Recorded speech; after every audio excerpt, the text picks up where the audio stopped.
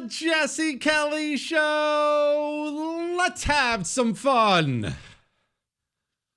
On a Monday, it's glorious. The work week has finally begun, and we have a huge show for you tonight on the world famous Jesse Kelly Show. So let's just go ahead and go over some things.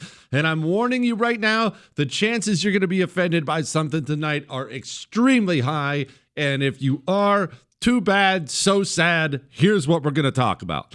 We're going to talk about the government buying stakes in companies. We'll talk about that in a moment. We're going to talk about the mass exodus from cities when things get bad. It's really a war on the middle class. Illegals who drive trucks across the country. We're going to talk about flag burning. We're going to do emails. We have Medal of Honor Monday coming up an hour from now. All that.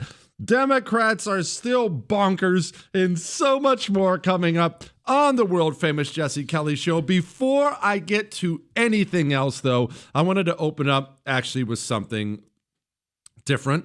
As you know, World War II guys, World War II veterans, they are dying. They're old. It was a long time ago. Father Time is undefeated, and they're dying. Donald McPherson. He was a Hellcat pilot. Hellcat was one of our planes. He was a Hellcat pilot and an ace, meaning he shot down 5 Japanese planes in World War II. He just died at the age of 103. So obviously lived an amazing life, should be honored, should be remembered, and it saddens me that we're losing him, but I understand also that's how it goes. You know, you get old and you die. But either way, I thought it would be appropriate to shout out his name, Donald McPherson, and to play taps for another hero. We don't have many of them left.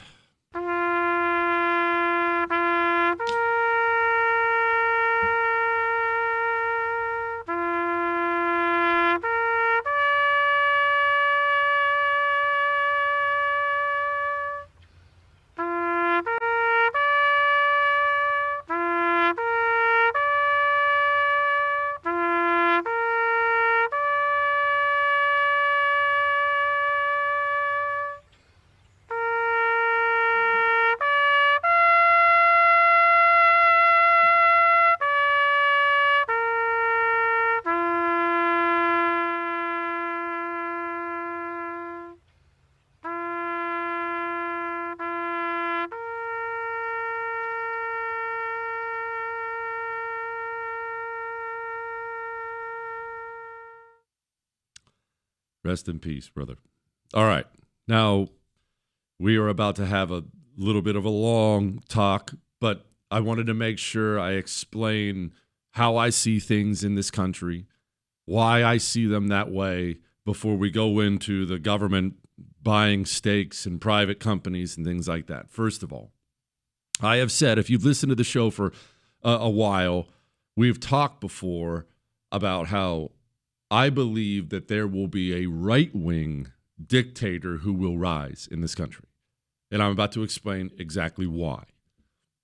Freedom is a wonderful thing. To be a free country, it's just so wonderful to live here. And if you've only lived here, you probably can't fully appreciate what it's like to not have freedom. Honestly, I don't fully appreciate what it's like to not have it. We get emails from people who survived communism here, communism there, Cubans, bunch of Cubans listen to the show. They'll email that. To know that you can be arrested for speaking out against the government, that they'll just flat out send the secret police. To know that after you are arrested, for whatever it may be, you might not even get a trial. You might not even get a jury. Some politician somewhere will just decide, nah, kill him, throw him in a dungeon. And they can do it all across the world. People live like that. We don't here in the United States of America. Our country was born on the idea that man should be free. No kings, no dictators. You have freedom. The federal government is not all powerful. But Every single system of government, every single one, they all have weaknesses. There's a weakness of some kind in every system of government, and no matter how much man tries to fix it and cover up those weaknesses, he just can't ever seem to do it. There's a weakness. And ours, because we are a free country, we were primed for infiltration from communists. As we've discussed before, the Soviets marveled that in the United States of America, you can just get in a car and drive right up to a military base and just start taking pictures. It's not that you can just go in, although it's not difficult to gain entry if you can figure it out, but you can just drive up and take pictures of a military base. You do that in the Soviet Union, they'll just shoot you in the head and throw you right in the ditch. And they were floored at how easy it was to penetrate our country. And it's not because we were bad. It's because we were free. We were free. And that allowed the infiltration, the conquest of our media, of our education system, of Hollywood, of the government. It allowed it. Our freedoms, which are wonderful, they allow the infiltration by conquerors. And here's the problem. Once you have been infiltrated, once your institutions have been conquered,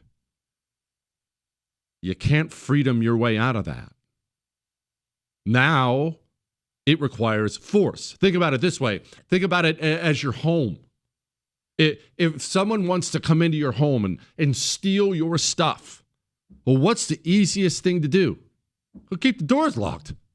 Lock the doors, lock the windows. Don't let them in. Simply say no. Keep the doors locked and keep him out. But if you don't do that, if he gets inside, now there's no hands-off approach to getting him out. You've either got to call the cops, shoot him, beat him up, whatever you're going to do, it's going to involve force from somebody to get him out. Once they're in, it takes force to get them out. I believe we will see a right-wing dictator rise, and I believe it will be with the consent of the people. And I've always believed that, and we've talked about it many, many times before, because the people will not stand for this kind of disgusting insanity we have in this country right now. Well, you know what? Here's Keith Ellison, Minnesota's Attorney General. Just listen to this. Listen to this. Dude, 44 times, and we'll sue him 44 more and 44 more after that. And we have sued him for gender-affirming care. Yes, we are not going to scapegoat our transgender community. I saw a video today, and I had read this story before, of a disabled person, special needs in some way, severely special needs, who had been transed in a wheelchair. You saw that, Chris? One of the most angering, saddest things I have ever seen in my life. Some demons destroyed this person who could not in any way resist or say no. What will the people do to stop that?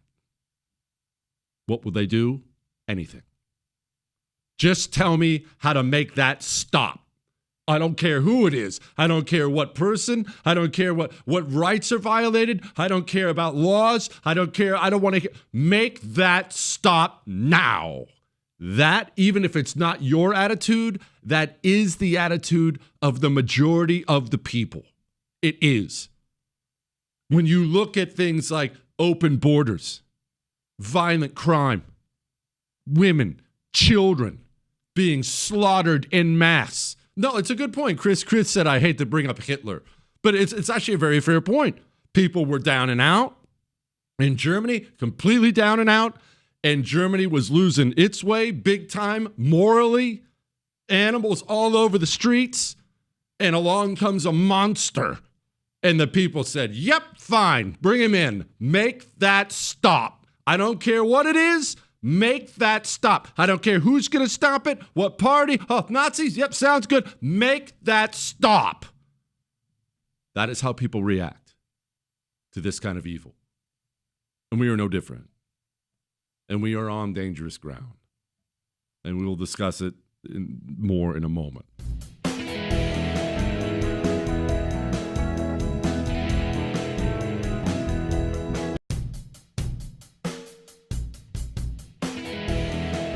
It is the Jesse Kelly Show on a wonderful Monday, 45 minutes away from a Medal of Honor Monday. In case you're just now joining us, I am doing a little discussion here about how and why I believe there will be a right-wing dictator that will rise in the United States of America, and he will rise with the consent of the governed. The people will beg for one. They will ask for one.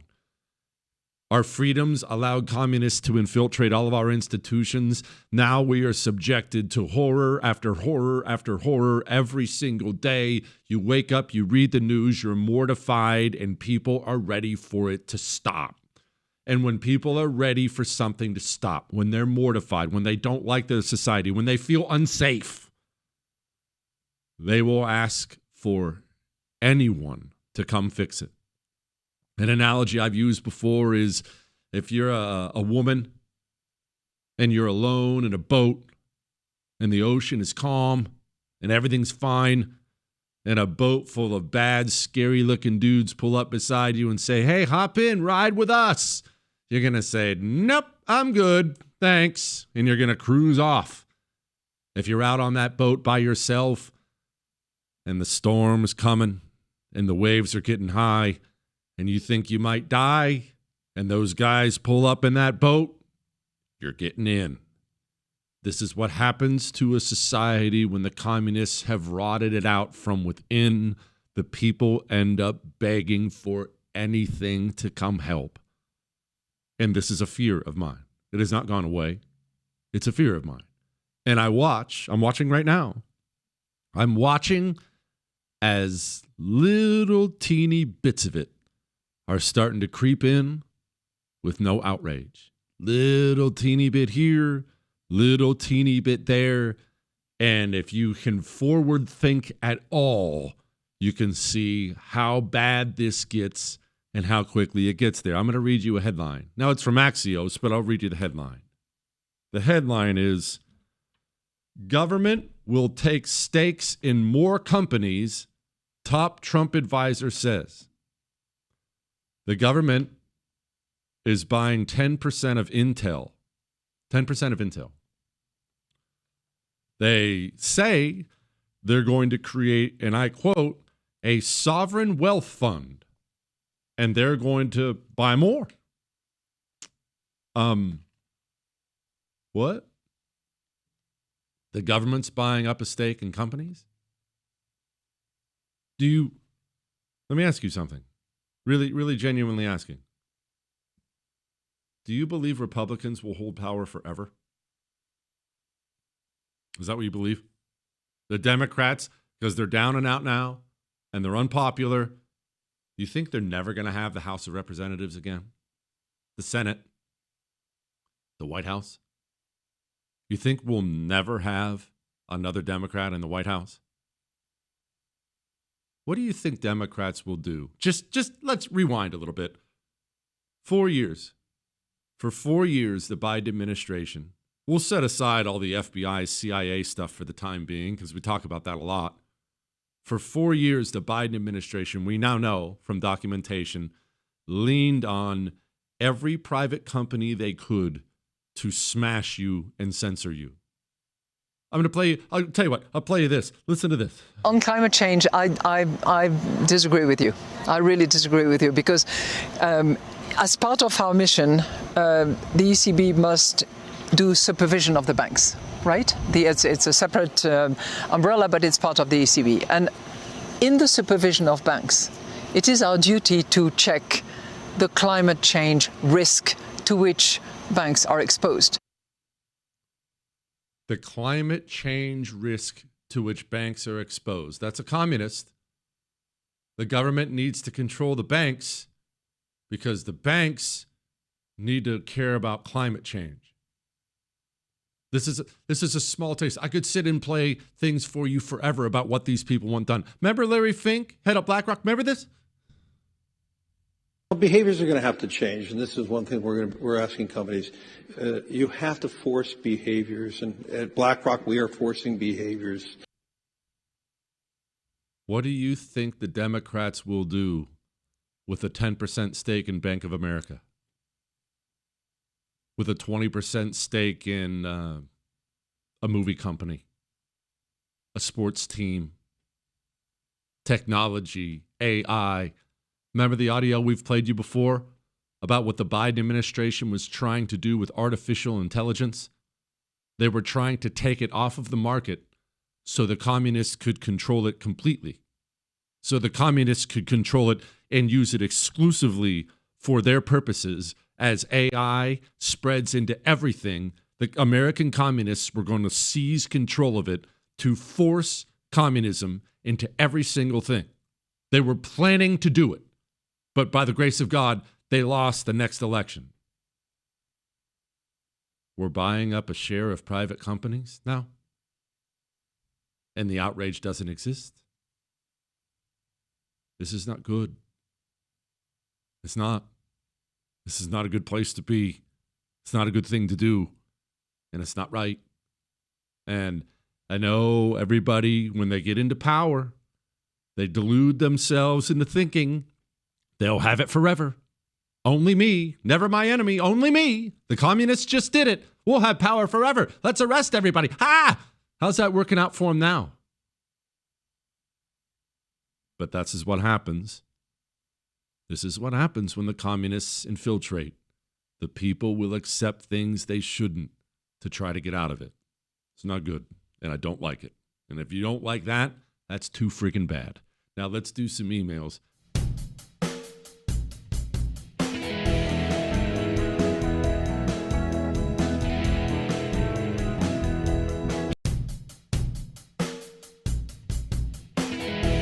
It is the Jesse Kelly Show on a wonderful Monday, half hour away from Medal of Honor Monday. Do not forget you can email the show, jesse@jessekellyshow.com, jesse@jessekellyshow.com. So now that we covered all that, let's change the subject and lighten up here for a moment, because there are errors that happen in life, in politics, mistakes. People make them all the time. I certainly make them all the time.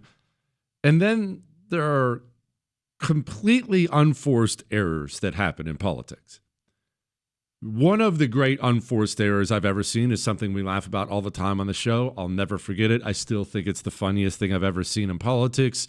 Elizabeth Warren lies her entire life, tells everybody she's an Indian, even to the point she's submitting Indian recipes to Indian cookbooks called Pow Wow Chow, not making that up. Donald Trump keeps calling her Pocahontas. He's just insulting her to her face over and over and over again. She gets so angry about this that she does a DNA test. You didn't know about the DNA test. I didn't know about the DNA test. It's a private matter. She does a DNA test. The results come back, and she's whiter than snow. There's never been a human being on the planet that is as white as Elizabeth Warren. Complete fabrication on the Indian thing. But you would have never known. I would have never known. Take the DNA test that proves you're a liar and just throw it in the trash and don't tell anybody. Instead, they publicize the results. Elizabeth Warren publicizes the results, proving her to be a lifelong liar. It's so hilarious. It's the biggest unforced error I've ever seen in politics. I still snicker about it to this day, which brings me to this communist running to be mayor of New York City, Mamdani. We'll get to the real estate exodus that's going to happen and things like that. We'll get to that in a moment. But Mamdani, I don't know if you've seen it. I don't know if you've heard it. But he's out politicking, like people do when they're running for mayor. You have to be seen all over town. You go meet these people, meet those people, do all these things. He's out in a public park. New York, one of the really cool things about New York City, I don't know why I've always loved it, is the outdoor basketball courts, outdoor weight rooms, essentially. I don't know why. I've always thought it was really, really cool. I've thought that was a cool thing about New York City. There's a weight bench there, where you do bench press. Somebody puts on 135 pounds. It's 135 pounds, including the bar. Now, maybe you know a bit about weights. Maybe you don't. Certainly for a man in your 30s, he's in his 30s, that's not a lot of weight. Okay. Now, maybe you've never touched a weight before. Maybe you can't bench 135 pounds. I'm actually not judging you for that. But he lays down on the bench and he cannot get it up one time. He cannot bench press 135 pounds one time. And there are people all around him. It's on videotape. It's really bad. It's really embarrassing. He cannot get the weight up. Okay, so, all right, you're a bit of a weakling. I get that. It's fine. Some people just are. They don't work out, whatever. It's fine. That's not like I'm a Greek god over here. But how do you lay down without knowing? That's my question. Especially when you're in the public eye. When you're running for office, you're in the public eye. How do you accept that invitation to lay down on the weight bench unless you know you can lift that much weight? It is, I don't know if you've seen much of it. He is a national laughingstock right now. Everybody is mocking him relentlessly. It's the most hilarious thing in the world. How do you not go to a gym? Maybe find someone who has a weight bench in their home, their garage? He has to know somebody. He's a rich kid. I guarantee he knows somebody who has a weight bench. Maybe his parents have one. Someone has a weight bench. You close all the doors. You pull the blinds down on the windows. And you lay down and see if you can do it. And if you can't, you don't go out in public and try. How could anybody be that dumb? Maybe it's just because he's a dirty communist, so he's deluded about everything. I don't know what it is. How could anybody be that dumb? I don't understand. Chris said maybe he thought he could. I guess, but thinking you could, you better know, right? If you're gonna jump across a ditch that has a bunch of crocodiles in it, you better know you can clear the ditch. Thinking you can is not enough. You better know. And if you're in politics, especially in the era of the cell phone, where everybody busts out a camera, you better know for a fact that you can get across that ditch. I guess he can't. Now, speaking of New York, we'll get to some emails here. New York City could be facing a mass exodus if Mamdani wins, real estate experts warn. You know, it's always the middle class who gets crushed. Always. And you know why that is, right? The communists intentionally destroy the middle class. They consider the middle class to be enemies. Why? It's quite simple. The middle class have enough wealth to be independent. You don't need the government. You're not on any, social services, things like that. But you're not so wealthy that you essentially have to align yourself with the government. Have you, let's talk about super wealthy. We'll go there first. You know why the Biden administration, why they tried to enforce a vaccine mandate only on companies that had 100 employees or more? Remember when they tried that? It ended up getting shot down. Remember when they tried that? Why that? Why that limit? Because once you get big enough as a company, sadly, in this country, you'll find yourself with government contracts, lots of them. Not all of them, of course, but lots of them will have either government contracts or you need government permission to do this, government permission to do that. Taco Bell, one of my favorite restaurants in the world. Taco Bell, they're on military bases. I remember when we were in Okinawa, there was only like 2 restaurants, I think, on there. Well, Subway. I'll use Subway as an example because I'm not 100% sure if that T-Bell's still there, but like a Subway in 29 Palms in our Marine Corps base, there was a Subway on there. There weren't many restaurants, but there was a Subway on the base. Well, that's a large company, and you have to have a government contract to open up on that base. So it gives the government the power to say, hey, vaccine mandate or you're gone. Once you get to a certain level of wealth, you will find yourself needing government permission or government money to continue what you're doing. And the other end of the spectrum, if you're poor enough, you get government money. You get government services. But it's those middle class people who always get smashed. If this guy gets elected in New York City, crime is going to be out of control. He's going to torch the place. And you know who will leave? The middle class. Wealthy enough to leave, wealthy enough to have options. But the super wealthy, they'll just get private security. They all have apartment buildings that have security guards and everything anyway. They'll get private security. The poor people, they can't leave. They don't have an option. There's nowhere for them to go. Middle class, gone. All the time, it's the middle class that gets smashed, and it's not by accident. All right. Let's dig into some emails, shall we, before we get to Medal of Honor Monday.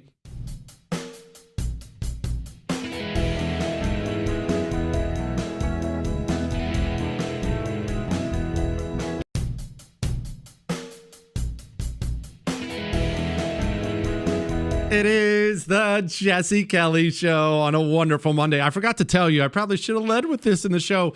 The United States Navy and a bunch of Marines are heading down to Venezuela right now, and I don't mean just a ship or two.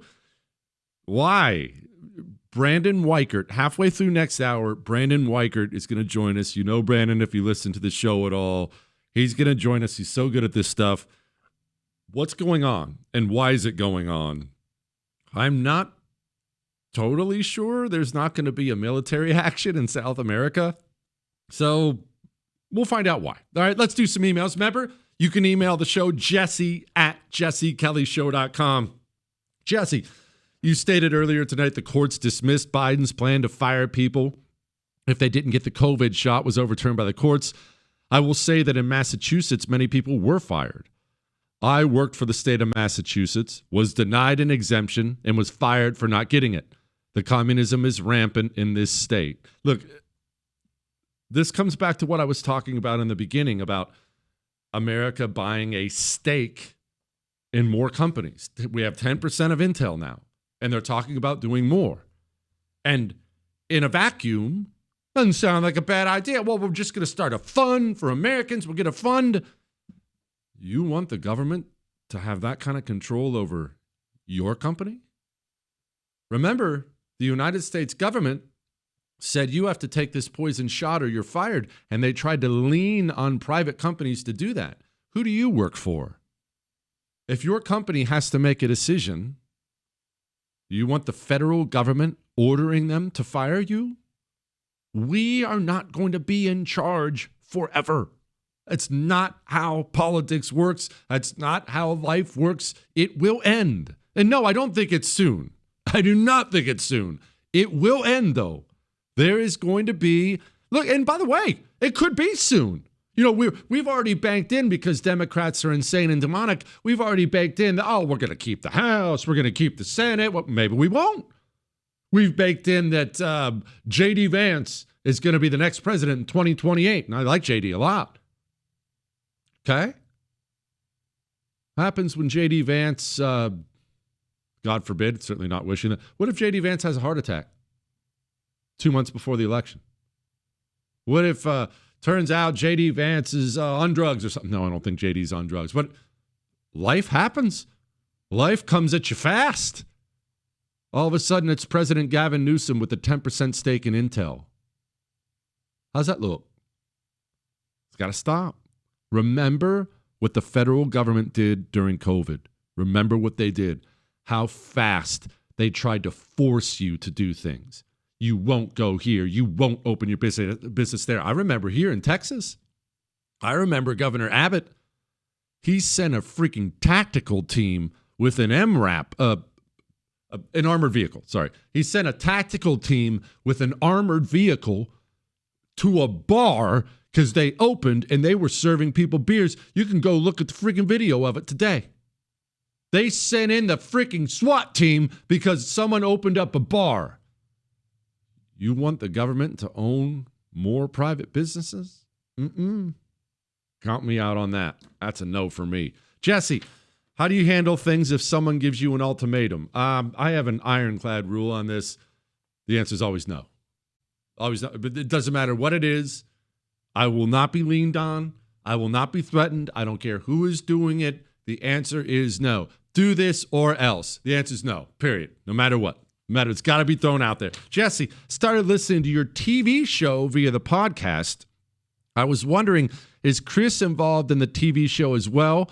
Or is that worthless so-called mustard creator not worthy to be in your presence that long? Well, as you know, I have a TV show every night. As soon as the radio show ends, it's on the First TV. You can watch it on Apple or Pluto. I think it's on Roku. It's on a bunch of different stuff, whatever. You can watch it on your phone, right? It's on the First TV. It's called I'm Right. Have you seen it? Looks pretty good, right? That's how you know Chris isn't involved.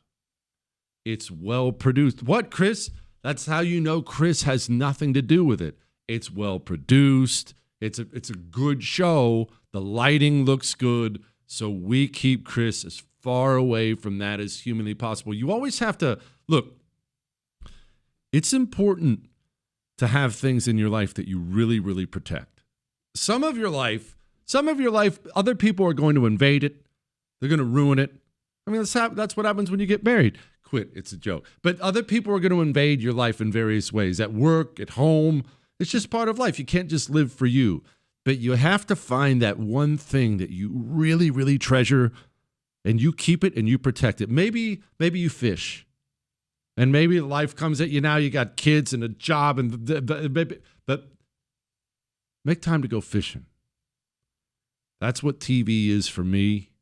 It's the one place Chris can't ruin. And I want to keep it that way. Chris, that's not very nice. Put that finger down. Hey, Bronco, what's your take on the chicken tender?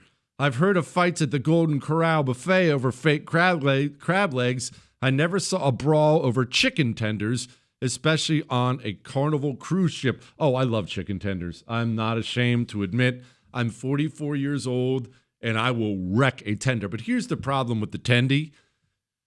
The tendy has, for one, you have to have enough breading on it.